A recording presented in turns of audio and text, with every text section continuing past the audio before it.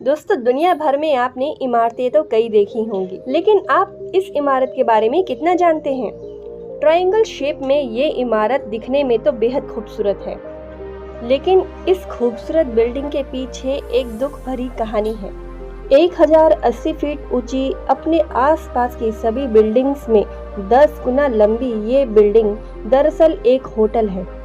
Area के हिसाब से इस होटल में 39 लाख स्क्वायर फीट की जगह और 3000 कमरे मौजूद हैं। ये सब जानकर आप ये कह सकते हैं कि ये दुनिया के किसी भी 5 स्टार होटल की बराबरी कर सकता है। दोस्तों, दुबई की बुर्ज खलीफा की तरह ही इस बिल्डिंग में रात को लाइट शोज होते हैं।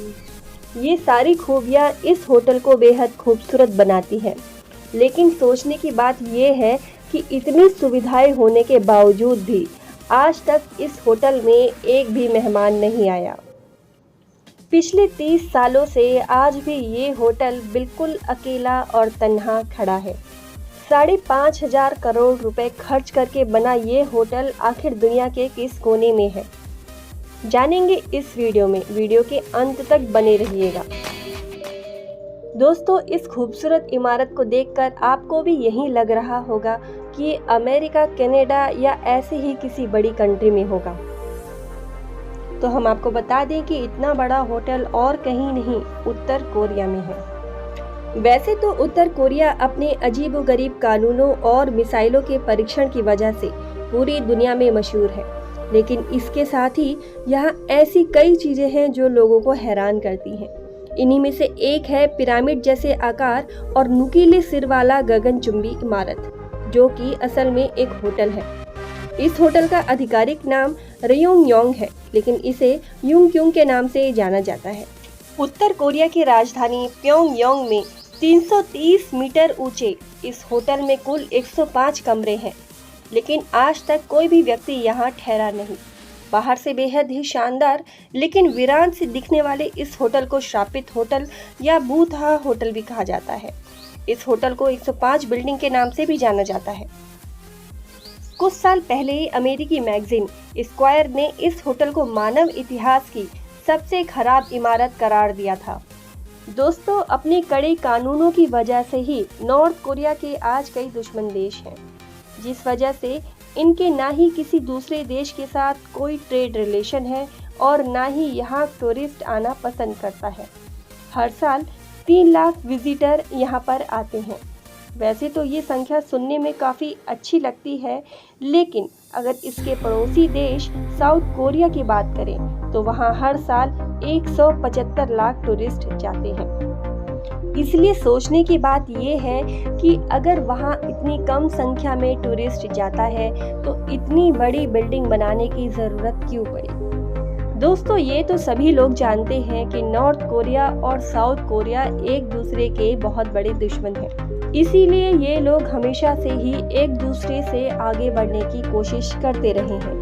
दोस्तों, 1986 में एक साउथ कोरियन फर्म ने सिंगापुर में दुनिया का सबसे बड़ा होटल बनाया था, जो आज स्टैमफोर्ड होटल के नाम से जाना जाता है।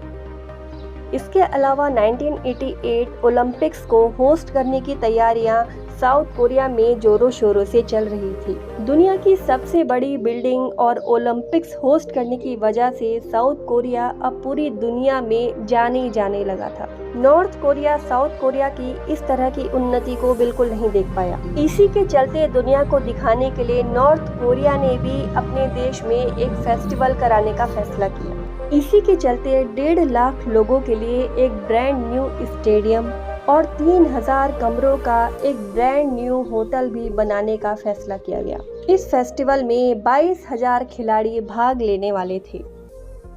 दोस्तों, नॉर्थ कोरिया ने दूसरों को दिखाने के लिए कई बड़े बड़े प्रोजेक्ट्स फाइलों में तो तैयार कर लिए, लेकिन असल जिंदगी में ये सारे प्रोजेक्ट्स नॉर्थ कोरिया की कमर तोड़ने वाले थे। दोस्तों, एक बड़ी बिल्डिंग बनाने के लिए बेशुमार स्टील की ज़रूरत होती है, लेकिन स्टील नॉर्थ कोरिया के पास मौजूद नहीं था। इसीलिए उन लोगों ने ये फैसला लिया कि ये बिल्डिंग सिर्फ कंक्रीट से बनाई जाएगी। क्योंकि ये बिल्डिंग सिर्फ कंक्रीट से बनाई जाने वाली थी, इसीलिए इस बिल्डिंग को कोन की शेप दी गई। इस होटल के टॉप पर वर्ल्ड क्लास रिवॉल्विंग रेस्टोरेंट और दुनिया की सबसे ऊंची ऑब्जर्वेशन डेक बनाई जाने वाली थी। दोस्तों 1987 में इस होटल की कंस्ट्रक्शन तो स्टार्ट कर दी गई, लेकिन जब 1989 में वर्ल्ड फेस्टिवल हुआ तब 3000 कमरों वाला ये होटल कंप्लीट होने के करीब भी नहीं था।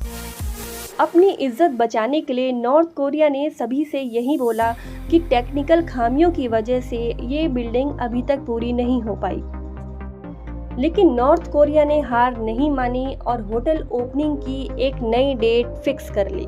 लेकिन किस्मत तो नॉर्थ कोरिया के साथ बिल्कुल नहीं थी, क्योंकि नॉर्थ कोरिया जो कोल्ड वॉर में सोवियत यूनियन का साथ दे रहा था, 1991 में सोवियत यूनियन टूट गया, जिस वजह से नॉर्थ कोरिया की इकोनॉमी पूरी तरह से क्रैश हो गई। अब ना ही नॉर्थ कोरिया के पास किसी दूसरे देश की सपोर्ट बची थी और ना ही इनके पास इतना पैसा था कि वो इस होटल को पूरा कर सकें। होटल को पूरा न कर पाने की वजह से दुनिया भर में नॉर्थ कोरिया का खूब मजाक उड़ाया गया। अगले 16 साल तक ये बिल्डिंग ऐसे ही खड़ी रही, जो नॉर्थ कोरिया की कैपिटल को और भी ज़्यादा खराब बना रही थी, क्योंकि उस समय तक इस बिल्डिंग पर पेंट भी नहीं था, जिस वजह से ये दिखने में और भी ज़्यादा बुरी लग रही थी। इसीलिए इसको एक बार फिर से तोड़ने का मन बनाया गया। लेकिन इस वजह से लोगों में ये संदेश जाता कि नॉर्थ कोरिया के पास एक बिल्डिंग बनाने की भी क्षमता नहीं है। कई सालों के बाद दोस्तों 2008 में एक इजिप्शियन कंपनी के साथ एक डील की गई, जिसमें वो लोग अपने खर्चे पर इस बिल्डिंग को पूरा करने के लिए तैयार थे। अब इजिप्शियन कंपनी ने सबसे पहले इस पर खूबसूरत विंडो पैनल लगाए ताकि ये बिल्डिंग कैपिटल की खूबसूरती बनाए रखे। लेकिन जब होटल के इंटीरियर डेकोरेशन का टाइम आया तब एक और बड़ी मुसीबत आ गई। अब 2011 में नए लीडर किम जोंग उन ने नॉर्थ कोरिया की कमान संभाली और उन्होंने आते ही कुछ और ऐसे नए फैसले लिए जिस वजह से अमेरिका ने लग्जरी आइटम्स इंपोर्ट करने पर पाबंदी लगा दी थी। इस वजह से इस बिल्डिंग को फिलहाल ऐसे ही छोड़ दिया गया। दोस्तों आज भी इस बिल्डिंग में या ये कहें इस होटल में लाइट शोज होते हैं, लेकिन अंदर से ये किसी भी भूतिया बंगले से कम नहीं लगती। होटल को अंदर से खूबसूरत बनाना तो दूर की बात, फिलहाल ये देखने लायक भी नहीं था। गिनीज ऑफ वर्ल्ड रिकॉर्ड के मुताबिक ये दुनिया की ऐसे सबसे बड़ी बिल्डिंग है जो पूरी तरह से खाली पड़ी है। दोस्तों आपको हमारी ये वीडियो कैसी लगी मुझे कमेंट सेक्शन में ज़रूर बताइए। जल्दी से चैनल को सब्सक्राइब कीजिए। मिलते हैं अगली वीडियो में।